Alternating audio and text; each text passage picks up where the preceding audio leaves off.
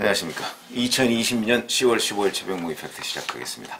옵티머스와 라임, 이 두 자산운용사의 정치권 강타가 눈에 띄게 매일매일 달라지고 있습니다.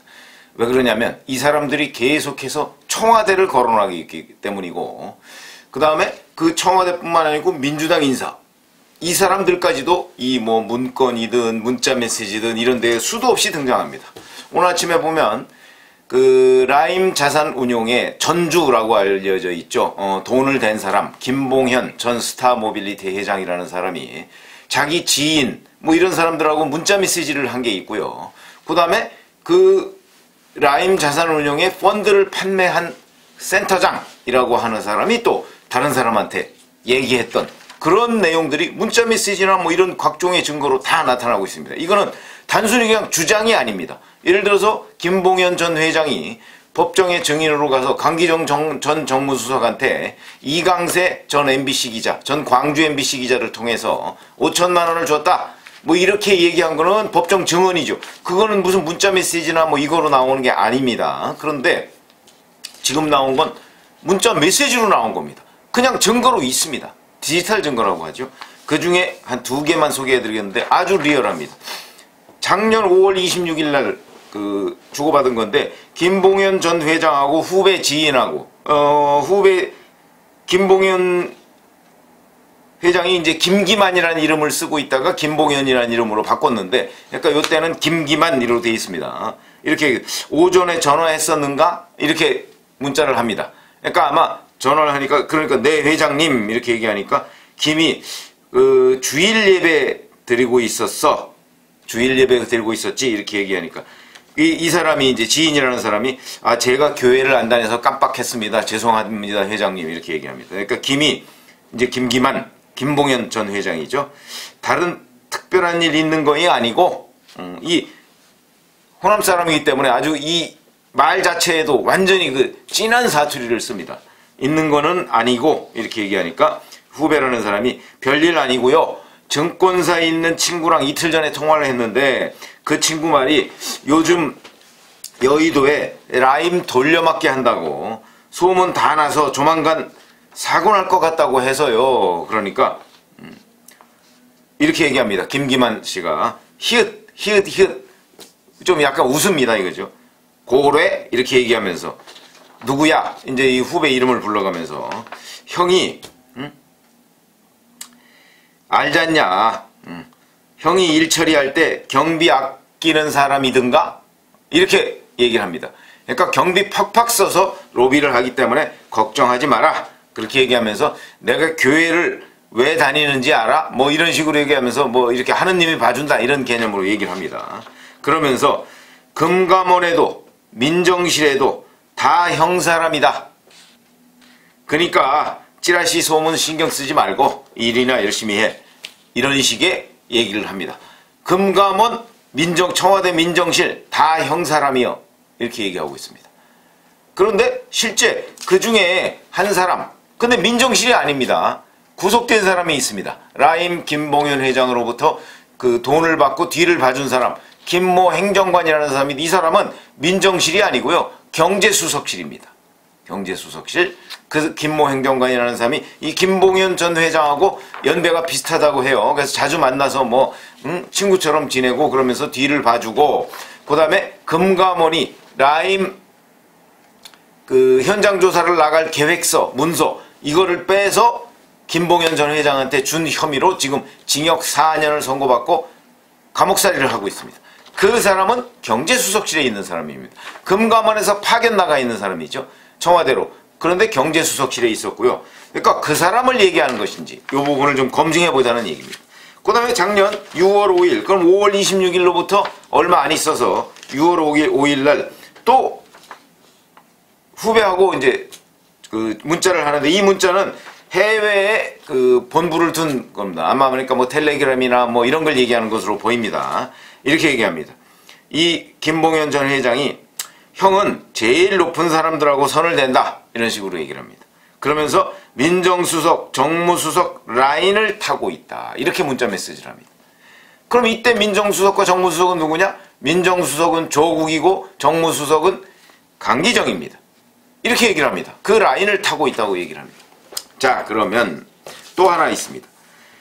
그 개그맨 중에 김한석 씨라고 있죠. 김한석 씨 변호인이 기자들한테 얘기한 건데, 이 김한석 씨 변호인이, 김한석 씨는 이 라임에 8억을 투자했다가 지금 현재 95% 정도의 손실을 보고 있습니다. 그러니까 뭐 7억 원 이상 날린 사람입니다. 그런 사람인데, 그 김한석 씨 변호인이 이렇게 얘기합니다. 이 김한석 씨한테 팔았던 사람은 대신증권 센터장을 했던 장모 씨라는 사람입니다. 작년 12월에 이 장모 씨가 청와대 네트워크를 거론해가면서 청와대 인사가 다 막아준다는 취지로 얘기를 했다, 이런 식으로 얘기합니다. 그러면서 장 씨가 이렇게 얘기했다는 거죠. 김모 행정관 경제수석실에 있다는 그 사람 명함을 보여주면서, 아, 형님한테만, 그러니까 김한석 씨한테 얘기하는 겁니다. 형님한테만 얘기 드리는데 여기가 핵심이고 14조를 움직인다, 이렇게 얘기하니까, 그러면서 여기서 돈이 들어온다, 이렇게 얘기합니다. 그러니까 김한석 씨가 깜짝 놀라서, 아니 이거는 그러면 나라 돈이냐 아니면 이 사람 돈이냐, 이렇게 얘기를 합니다. 그러니까 장 씨가 라임 사태를 이분이 다 막았다, 그리고 라임에 곧 자문단이 생길 건데 이 자문단 명단까지 다 받았다, 이런 식으로 얘기를 합니다. 그러니까 자문단 명단까지 청와대에서 받았다, 이런 얘기입니다. 자, 그러면 이 얘기는, 이 대신증권의 장모 센터장이 했다는 얘기는 누구한테 나온 얘기일까요? 김봉현 전 회장한테 나왔을 가능성이 매우 높다 하는 관점에서 본다면, 제가 지금 말씀드린 내용이 이 김봉현 전 회장의 이 얘기를 우리가 어디까지 믿어야 될 것인가? 다 믿어야 될 것인가? 아니면 다 부정해야 될 것인가? 아니면 일부분을 믿어야 될 것인가? 저는 이 부분이 일부분이라고 생각을 합니다. 일부분을 믿어야 된다. 그러면 이 사람이 정무수석과 민정수석 라인을 타고 있다고 얘기했는데, 민정수석 라인이라는 것, 아니 정무수석 라인이라는 것, 당시 강기정이죠. 근데 강기정 전 수석 라인이라는 것은 제가 보건대는, 제가 해석하건대는 이강세 스타모빌리티 대표, 전 광주 MBC 기자, 이 사람을 통해서 5천만 원을 줬다고 지금 본인이 증언을 했지 않습니까? 그런데 이강세 씨는 그 돈이 5천만 원이라고 했다가 1,000만 원이라고 했다가, 또는 주었다는 상대방이 강기정이 아니고 다른 사람이라고 했다가 진술이 오락가락하고 있는데, 이걸 지금 서울 남부지검에서 제대로 수사를 안 하고 있습니다. 윤석열 검찰총장한테 강기정 수석한테 얼마 줬다는 진술이 있었다, 이것만 살짝 보고하고 기타 이제 업데이트된 내용을 전혀 보고를 안 하고 있습니다. 그 수사가 이루어지지 않고 있다는 얘기죠. 그러니까 제가 보건대는 강기정 라인을 타고 있다는 것은 아마도 이강세 스타모빌리티 전 대표를 통해서 강기정을 움직이고 있다는 개념으로 보이고, 자기가 직접 안다기보다는. 그러면 이제 남은 게 민정수석 라인을 타고 있다는 부분이죠. 그럼 조국 민정수석을 누군가가 움직인다는 얘기인데, 이 부분은 현재 드러나 있지 않습니다. 그런데 경제수석실에 있는 김모 행정관을 통해서 민정수석을 움직이기는 어려울 것으로 보인다. 그러면 민정수석을 움직인다는 것은 도대체 누구를 얘기하는 것일까? 당시에 뭐 백원우 전 민정비서관 뭐 이런 사람들이 있었거든요. 그러니까 민정비서관, 반부패 비서관 뭐 이런 사람들이 있었죠. 박형철 반부패 비서관 이런 사람들이 있었는데, 그런 사람들을 통해서 조국을 움직인다는 얘기인지, 그러면 김봉현 전 회장이 누구한테 로비를 했는지, 이 부분이 이제 드러나야 되는데, 이거 적어도 한 사람은 있을 것이다, 민정실에. 그러니까 민정실이고 뭐 이런데 다 내 사람이요 라고 얘기했을 때는, 저는 민정실에 적어도 한 사람 정도는 라인을 대고 있을 것이다. 이걸 밝히는 게 굉장히 중요하다. 왜냐면 대신증권 장모 센터장 그 얘기에도 나오지 않습니까? 이분이 다 막았다 그러는데, 이거는 김모 행정관을 얘기하는 거고요. 그 다음에 뭐 여기저기 그 막는다, 뭐 청와대 인사가 다 막는다. 근데 김모 행정관 한 사람을 얘기하는 것은 아닐 것이고, 이 금감원 뭐 이런 데를 또 관할하는 데가 민정실이기 때문에, 민정실에 있는 누군가, 경제수석실의 김모 행정관이 민정실에 있는 누군가하고 연결이 돼 있다, 이렇게 보는 게 합리적이다. 그러니까 거기까지는 김봉현 전 회장의 말이 사실일 것이다 하는 얘기죠. 그러니까 민정실에 있는 이제 청와대 경제수석실에 있던 사람과 민정실에 있는 누군가가 연결된 그 고리, 이거는 허풍이 아닐 것이다. 요렇게 지금 요약을 할 수가 있겠습니다. 자, 그러면 금감원도 다 내 사람이요 이랬는데 이건 누구일까? 이거는 김모 행정관 플러스 알파 정도가 될 가능성이 있습니다. 왜냐하면 김모 행정관은 금감원에서 청와대 경제수석실로 파견 나간 사람이기 때문에 이 사람은 경제수석실 내에서도 움직이고, 그 다음에 이 사람이 자기 친정인 금감원에도 뭔가 영향력이 있을 거 아니겠습니까? 그 중에서 청와대를 파견 나갔기 때문에, 그러니까 김모 행정관을 통해서 금감원은 충분히 움직일 수 있다고 생각을 했을 것이고, 거기에 또 다른 사람이 있는지는 현재 밝혀져야 한다.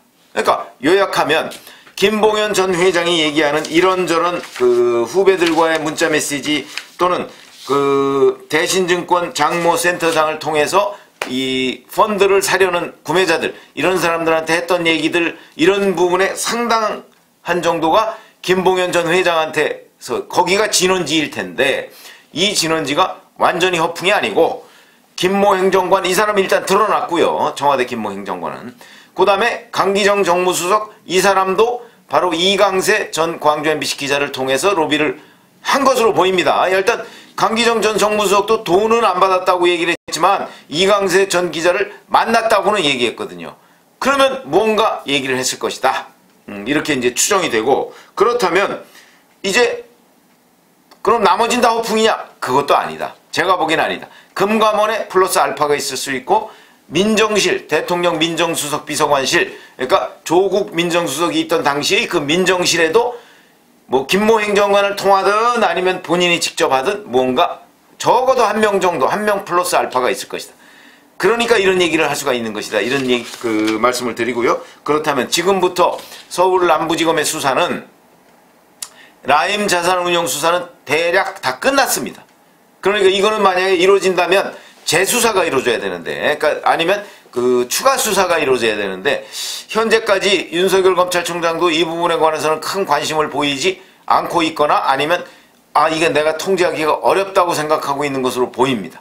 그래서 라임 사태는 남부지검, 옵티머스 사태는 중앙지검인데 윤석열 총장의 관심은 중앙지검에 지금 가 있고요. 그래서 검사 증원 뭐 이런 것도 계속 지시하고 있죠. 남부지검은 아직 이 부분까지는 미처 신경을 못 쓰는 것으로 보이는데, 지금 나오는 김봉현 전 회장의 문자 메시지 움직일 수 없는 증거, 문제는 이것이 얼마나 신뢰할 만한 것인가, 이런 부분인데, 저는 적어도 허풍이 상당 부분 섞여 있지만 상당 부분 그 안에 또 팩트로서, 이런 것들은 다 팩트죠, 문자 메시지는. 그런데 이 문자 메시지를 주고받은 부분에 이제 허풍이 일부 섞여 있는데, 그거를 가려내는, 옥석을 구분하는 작업, 이걸 하고 추가로 수사를 해야 된다. 근데 그 핵심은 금감원과 청와대 민정실의 원 플러스 알파가 누구냐 하는 것. 민정실의 경우에는 그 원도 누구고 거기에 플러스 알파가 있느냐, 뭐 이런 부분을 밝혀내는 것이 급선무다. 이렇게 말씀을 드리겠습니다. 감사합니다.